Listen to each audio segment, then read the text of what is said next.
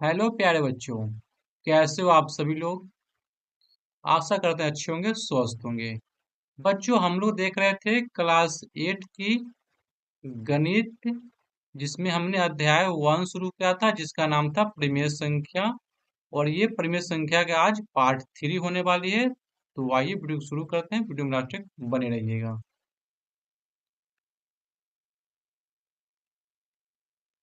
बच्चों, हम लोग पिछले दो वीडियो में क्या क्या देखा था। तो पहला वीडियो में हम लोग देखे थे परिमेय संख्या के बारे में, पूर्ण संख्या के बारे में, और इसमें देखे थे पूर्णांक के बारे में देखे थे पहले वीडियो में।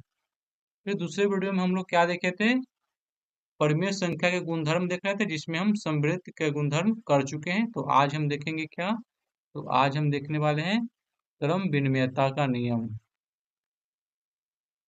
क्रम विनिमयता का नियम ये हम पढ़ने वाले हैं आज के इस वीडियो में। तो इसमें क्रम विनिमयता में पहला नियम पढ़ना है, पूर्ण संख्या के बारे में पढ़ना है। क्या क्या पूर्ण संख्या क्रम विनिमय के नियम का पालन करता है या नहीं करता है। क्रम विनिमय नियम होता क्या है। जैसे कोई दो संख्या दे दें, ए और बी कोई दो संख्या है। ए और बी क्या है, कोई दो संख्या है। तो हम इसको जोड़ेंगे, ए प्लस बी बराबर बी प्लस ए होगा। तो ये क्रम विनिमय के नियम का पालन करता है योग के अंतर्गत। जैसे यहाँ पे पहला चेक क्या करना है, पूर्ण संख्या के बारे में। तो पूर्ण संख्या क्या होता है, तो जीरो से लेकर के अनंत तक की संख्या को हम बोलते हैं पूर्ण संख्या। एग्जाम्पल इसका हम ले तो हो जाएगा 0 1 2 3 4 डॉट डॉट अनंत तक हम जा सकते हैं। तो ये होगा पूर्ण संख्या। पहला आपको चेक करना है योग के अंतर्गत। दो पूर्ण संख्या को हम जोड़ के देखते हैं क्या आता है। जैसे हम जोड़ेंगे 2 प्लस 3, क्या आएगा, 5 आ गया। और इस बार हम इसको हम क्रम को पलट देंगे। जैसे 3 प्लस हम 2 कर देंगे, फिर भी क्या आएगा, 5 आएगा। यानी हम कह सकते हैं 2 प्लस 3 बराबर होता है 3 प्लस 2 के। तो ये आपका है क्रम विनिमय नियम का पालन कर रहा है। किसके के अंतर्गत, योग के अंतर्गत क्रम विनिमय नियम है। यानी क्या है, इसको हम लिख सकते हैं योग क्रम विनिमय नियम है। यानी योग जो है कि क्रम विनिमय नियम का पालन करता है। ठीक है, पूर्ण संख्या के लिए। अब चेक करना है घटाओ यानी व्यकलन। घटाओ में दिखाते हैं चेक करके हम। कोई दो हम पूर्ण संख्या लेते हैं, 2 - 3 करते हैं तो हमको आएगा -1। और यहीं पे इसका हम क्रम को चेंज करेंगे, यानी 3 - 2 कर दे तो आएगा 1।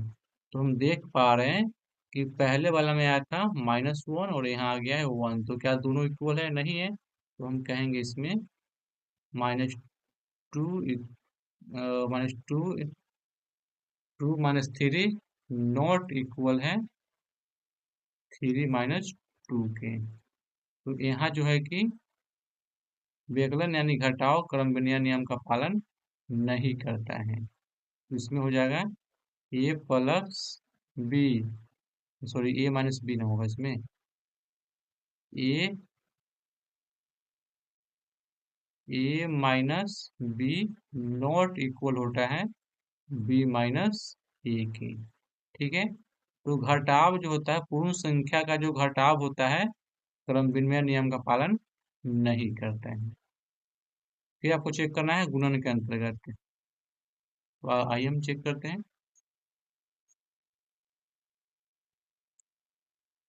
कोई दो पूर्ण संख्या को हम गुना करेंगे। जैसे 3 × 4 करेंगे तो आएगा 4 × 3 = 12। इसी को हम क्रम को पलट देंगे तो 4 × 3 हो जाएगा। फिर भी हमको 12 आएगा। तो क्या दोनों इक्वल है, तो हाँ दोनों इक्वल है। तो हम कह सकते हैं कि 4 × 3 बराबर है 3 × 4 के। यानी गुना जो है कि क्रम विनिमय नियम का पालन कर रहा है। दो पूर्ण संख्याओं का गुना क्रम विनिमय नियम का पालन कर रहा है। यहाँ हम इसका व्यापक रूप लिखना चाहे तो लिख सकते हैं a × b equal B into A, और गुणन क्रमबेनिया नियम का पालन करता है। भाग के लिए चेक करना है, कोई भी दो दो पूर्ण संख्या लेंगे हम, 4 डिवाइडेड बाई 2 तो हो जाएगा, कट क्या आएगा 2, लेकिन जैसे इसका हम क्रम को चेंज करेंगे, 2 भागे कर देंगे 4, तो यहाँ से आ जाएगा 1/2, दोनों इक्वल नहीं है, तो यहाँ से हो जाएगा 4 divided by 2 not equal 2 divided by 4। इसको हम व्यापक रूप में लिखना चाहे तो a divided by b not equal divided by b, नहीं भाग क्रम नियम का पालन नहीं करता है। क्लियर है? आगे हमको जांच करना है पूर्णांक के बारे में, कि क्या दो पूर्णांक संख्या क्रमबेनिया नियम का पालन करता है या नहीं करता है। तो पहले हमको चेक करना है योग के लिए। पहले हम जानते हैं कि पूर्णांक होता क्या है, तो रिवीजन कर लेते हैं। पूर्णांक क्या होता था, माइनस ऋणात्मक प्राकृत संख्या, शून्य और धनात्मक प्राकृत संख्या के समूह को क्या करते हैं, पूर्णांक कहते थे। क्या क्या, ऋणात्मक प्राकृत संख्या, शून्य और धनात्मक प्राकृत संख्या के समूह को हम कहते थे पूर्णांक। जैसे एग्जाम्पल के लिए हम कह दें तो पूर्णांक का एग्जाम्पल क्या होता है, -3, इधर हम डॉट डॉट अनंत तक ले सकते हैं, -3 -2 -1 0 1 2 3 4 डॉट डॉट अनंत तक। तो ये क्या था, पूर्णांक था आपका। ठीक है, वही हम चेक करते हैं क्रमबेनिया नियम का पालन करता है कि नहीं करता है पूर्णांक। पहला आपको चेक करना है योग के लिए। इसके योग के लिए हम कोई दो पूर्णांक लेते हैं, एक ले लेते हैं 3 और एक लेते हैं -5। हम दोनों को जोड़ेंगे तो क्या आएगा, 3 प्लस -5, तो यहाँ से आ जाएगा 3 -5 इक्वल -2 आया।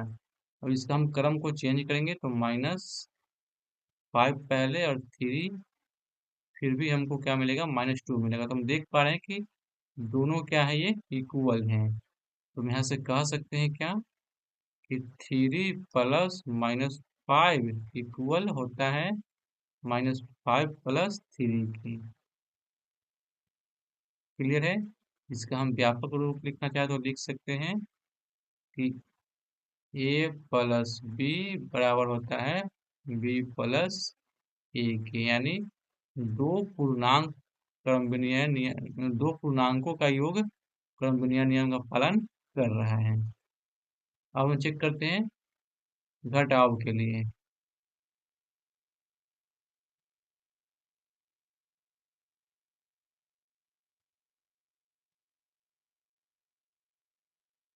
घटाव के लिए चेक करना है, फिर से हम कोई दो पूर्णांक लेंगे, 3 और इस बार लेते हैं हम 8 को। दो पूर्णांक को घटाना है इस बार, तो 3 में से हम घटाएंगे -8 को, तो 3 ये बन जाएगा प्लस, माइनस प्लस प्लस बन जाएगा, तो यहाँ हो जाएगा 8, तो आएगा 11। क्लियर है? और इसको हम क्रम को चेंज करेंगे, -3 पहले कर देंगे और 3 इसे इसको घटा देंगे, तो यहाँ से आएगा -11। तो यहाँ आया -11 और यहाँ था +11, तो क्या दोनों इक्वल नहीं है। तो यहाँ से हो जाएगा कि 3 माइनस -8 नॉट इक्वल -8 -3, यानी दो पूर्णांकों का घटाव क्रमबेनिया नियम का पालन नहीं करता है ना। व्यकलन क्रमबेनिया नियम नहीं है, इसका पालन नहीं कर रहा है। दूसरा चेक करना है गुणन के अंतर्गत, दो पूर्णांकों का गुना क्रमबेनिया नियम का पालन कर रहा है या नहीं कर रहा है, चेक करना है।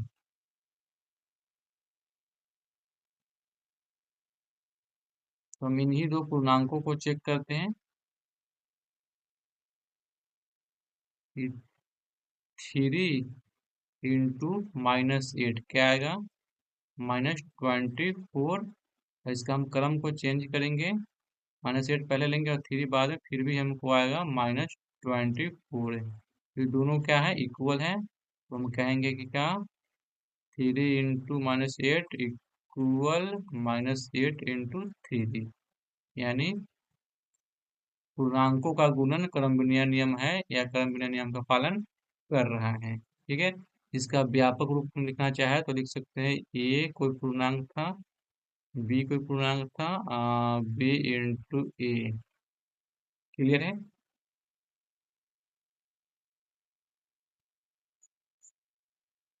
आगे नेक्स्ट चेक करना है डिवाइड के अंतर्गत, यानी भाग के अंतर्गत चेक करना है कि दो पूर्णांक हम लेते हैं -4 और -16, इसको हम डिवाइड करेंगे, -4 को हम डिवाइड करेंगे -16 से, तो क्या आएगा, यहाँ पे आ जाएगा 1/4।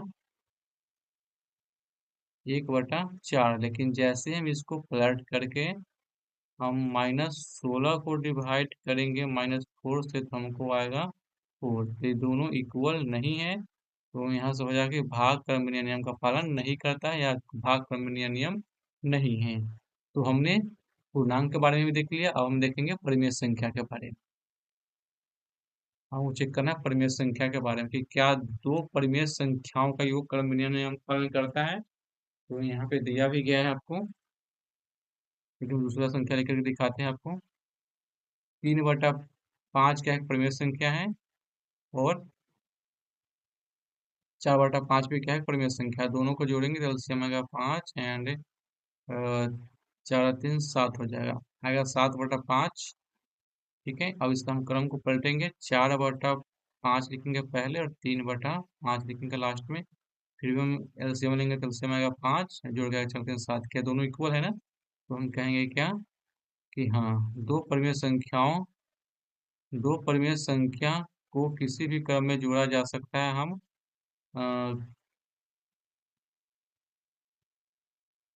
यदि दो परिमेय संख्याओं को, हटो नहीं यार,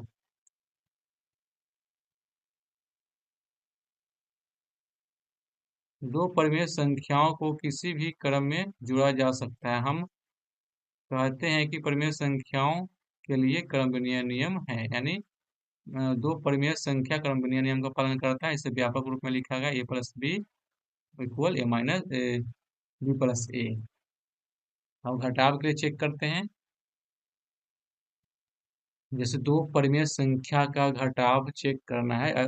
अभी हम एग्जांपल दिए थे 3/5 और 4/5, इसका एलसीएम देंगे तो इसका आ जाएगा -1/5। लेकिन जब इसका हम क्रम को चेंज करेंगे, चार 4/5 पहले लिख दें और 3/5 को हम बाद में कर दें, तो इसका आ जाएगा 1/5।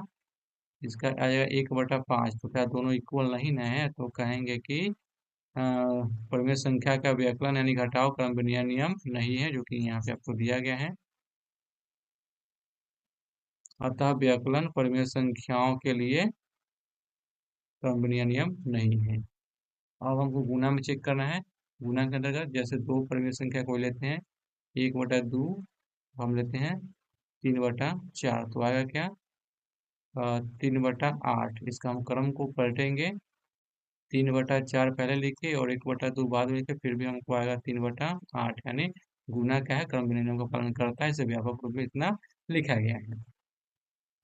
भाग के लिए हम बात करें तो भाग के लिए से 1/4 क्या परिमेय संख्या है, और हम भाग करते हैं 1/8 से, तो हमको कट के क्या आएगा, हमको आएगा कट के 2।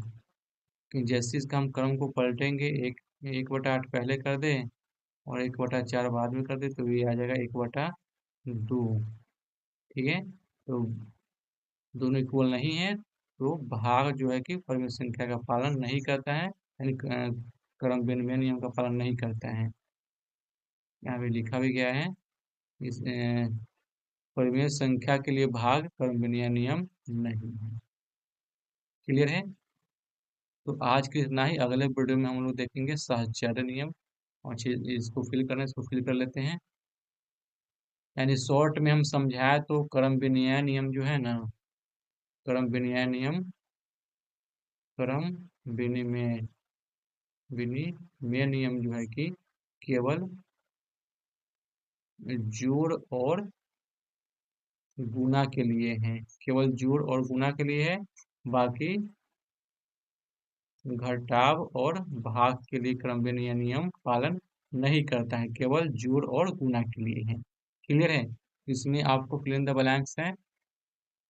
देखिए जोड़ के लिए सब में हो जाएगा हाँ हाँ, जोड़ में सब में हाँ हो जाएगा, क्योंकि क्रम विनिमय नियम जोड़ का पालन करता है। ठीक है, सब में हो जाएगा हाँ हाँ। इसमें सब में हो जाएगा नहीं, ये पालन नहीं करता है। गुना में सब में हाँ होता है, क्योंकि गुना क्रम विनिमय नियम का पालन करता है, तो सब में हाँ हो जाएगा। और भाग में नहीं, क्योंकि भाग क्रम विनिमय नियम का पालन नहीं करता है। क्लियर है? अगले वीडियो में हम लोग देखेंगे सहचर नियम। तो इसके इतना ही, मिलते हैं अगले वीडियो में। धन्यवाद।